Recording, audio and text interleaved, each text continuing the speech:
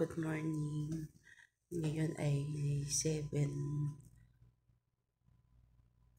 o'clock in the morning. At ngayon ay pupunta ako ngayon sa ospital kasi ngayon ang schedule ko bumalik sa ospital. So, pupunta kami ngayon sa ospital ng umaga kasi 8 o'clock yung ko ng check-up. So, another operation. Pero hindi ko alam kung uoperahan ako ngayon or bukas. Ayun. So, guys, ayun, update lang ako. Palis na kami ng bahay. At ito, nakaready na ako papuntang ospital.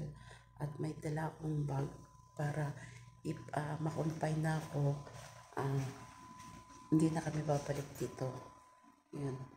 So, yun guys. Bye-bye na muna guys. Ito lang yung update ko sa inyo. Bye-bye. Papunta akong ospital ngayon guys. Yun. Bye-bye guys. Hello guys. Ayun. Palis na kami ng bahay. Dala ko na yung bag ko. Yan. Then, inaantay ko na lang yung maneho namin. Palis na kami. Punta na kami ng ospital. Yun guys. Update na lang mamaya ulit. Hello guys. Nandito na ako sa ospital. Naglalakad na ako papasok. Ayan. Kasi yung sasakyan hindi pwedeng ipasok dito. Mga mga sasakyan lang na nagtatrabaho dito guys. Ayan. So, lalakad ako papasok kasi late na ako. Kasi schedule ko is 8 o'clock. So, what time na ngayon? Pag nanay na.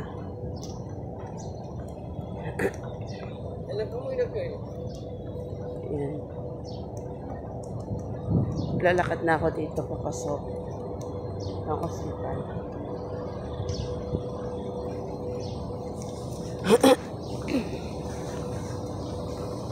So, sana maoperahan ako ngayon or bukas para matapos na yung problema ko. Ano guys? Ito, papasok na ako dito sa loob. Ayan, guys.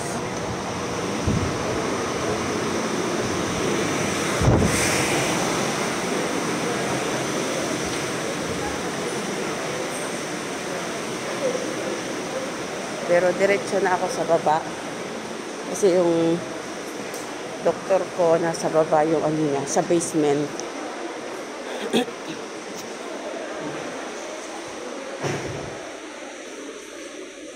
Sa basement yung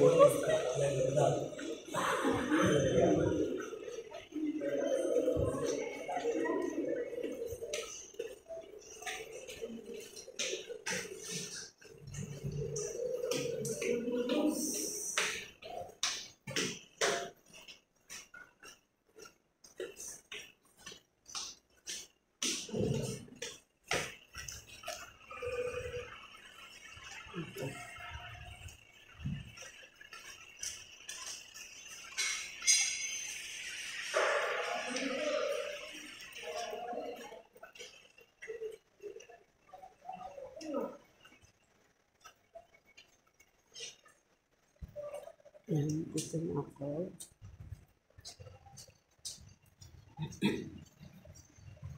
Nasa basement yung kwarto naman yung doktor.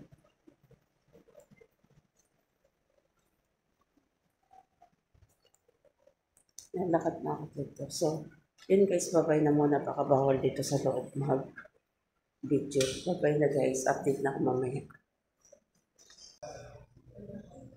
Hello guys, nandito ako ngayon sa x-ray room.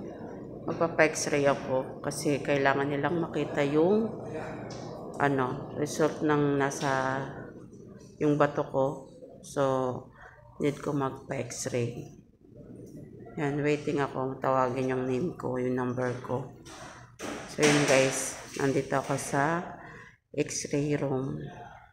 Update ko sa inyo guys. So, yun guys, yun lang muna. At mamaya na ulit.